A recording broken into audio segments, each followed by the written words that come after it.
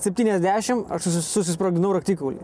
Tai va, jums palyginimas. Tai ta prasme, o kai meta, tai meta labai greitai. Viskas vyksta šimtosiamis gal sekundėmis ir viskas. Tėvai Julijui nedraudė užsiimti šiuo sportu. Gimdytojai puikiai suvokė, kad atžalos neperkalbės. Tačiau to daryti ir nereikėjo. Jie pastebėjo, kad Julijaus užsispyrimas ir atkaklumas duoda vaisių. Nugalėtojų pakylos Lietuvoje ir užsienyje puikus pavyzdys, kad rizika bei greitis gali turėti prasmę. Aš kai gavau motociklą, aš pasivažinėjau, aš mažai važinėjau po miestą iš tikrųjų. Aplamai, pakeliavau ir viskas. Ir aš persimečiau trasą, norėčiau su mergaitė pasivažinėti, pavėžinti, bet tik ją pavėžinti. Pačiam tai, pakeliauti norėčiau. Motociklas pakeliauti yra smagu.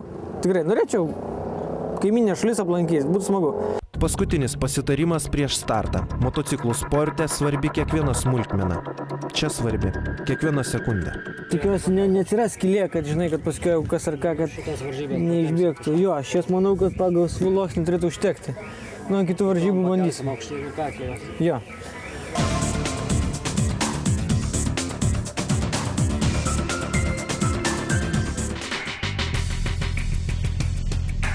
Eilinė Julijaus pergalė. Tik dar kartą galime įsitikinti, kad čia pamatuota rizika ir greitis įgauna visai kitą prasmę, nei nutrūktgalviškas ir beprasmis lakstymas miesto gatvėmis. Suskaitęs vienam internetiniam puslapyje, kad lietuviai prisigalvojo kažkokių rungčių.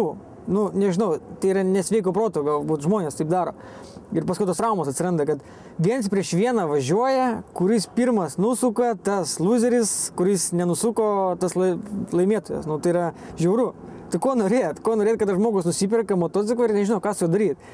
Tai jis įsibėgė į sieną ir ploja. Praėjusiais metais žuvo 23 motociklininkai. Jau dabar aišku, kad šiemet skaičiai bus dar liūdnesni.